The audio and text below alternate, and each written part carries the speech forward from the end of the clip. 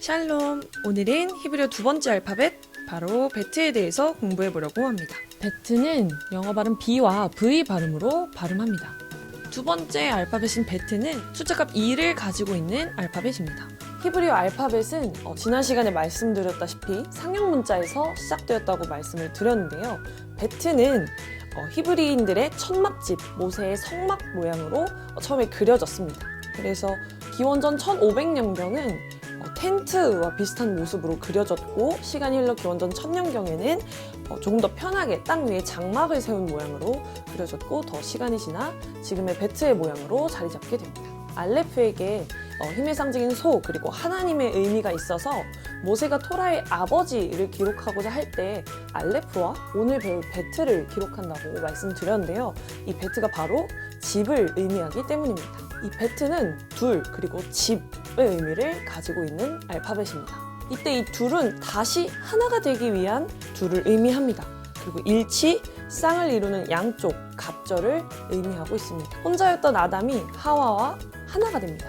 율법에 따르면 증인은 2명이어야 하고 장자는 갑절의 축복을 받습니다. 이것들이 성경의 베트가 담고 있는 이의 의미입니다. 그는 우리의 화평이신지라 둘로 하나를 만드사 원수된 것, 그 중간에 막힌 담을 자기 육체로 허시고, 범죄함으로 분리된 하나님과의 관계 역시 막힌 담을 허무시는 예수님으로 인해 다시 하나가 됩니다. 거룩하게 구별된 집, 바로 하나님의 성전입니다. 출애굽기 25장을 보면 하나님께서 거실 처소와 그리고 그 처소 안에 담길 기구들을 아주 자세하게 설명하고 있습니다.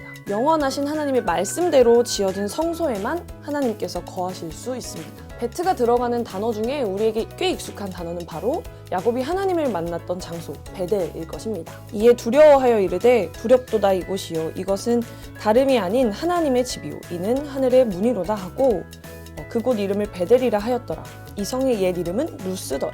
베델은 베트, 집이라는 의미의 베트와 하나님의 의미를 담고 있는 엘이 합쳐져서 만들어진 단어입니다. 즉 야곱이 말하였듯이 하나님의 집이라는 뜻을 담고 있습니다. 에벤은 아버지를 의미하는 히브리어 단어 아브와 아들을 뜻하는 벤이 합쳐져서 만들어진 단어입니다.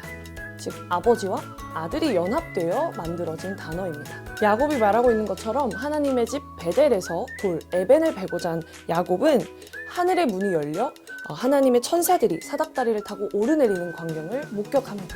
유대인들에게 이 돌은 하나님을 연상하게 하는 단어입니다. 여호와의 사심을 두고 나의 반성을 찬송하며 내 구원의 반석이신 하나님을 높일지로다. 사도 바울 또한 그리스도를 반석으로 설명합니다.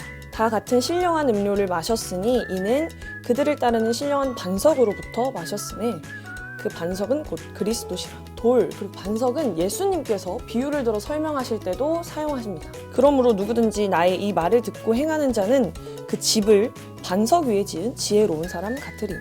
예수님께서는 집을 반석 위에 지어야 한다고 말씀하십니다.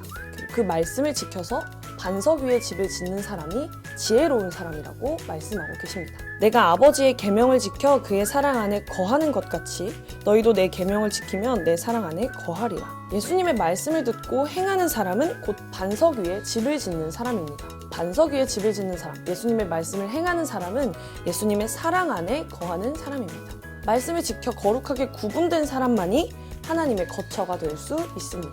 율법에 능통한 바울은 이것을 이렇게 설명하곤 했습니다. 너희는 사도들과 선지자들의 터 위에 세우심을 입은 자라. 그리스도 예수께서 친히 모퉁이 돌이 되셨느니라. 그의 안에서 건물마다 서로 연결하여 주 안에서 성전이 되어가고 너희도 성령 안에서 하나님이 거하실 처소가 되기 위하여 그리스도 예수 안에서 함께 지어져 가느니라. 베트, 말씀대로 행하여 거룩하게 구분된 집, 곧 성전입니다. 하나님과 나뉘었으나 막힌 담을 허무신 예수님을 통해서 다시 연합된 교회를 의미합니다. 교회는 말씀을 따라 넉넉하게 기름을 준비해둔 슬기로운 처녀, 예수님의 신부로 구분되어야 합니다. 말씀을 따라 반석 위에 지어진 집, 성전만이 하나님께서 거하실 수 있는 진정한 거룩한 처소가 될 수 있습니다. 아 재밌다. 끝!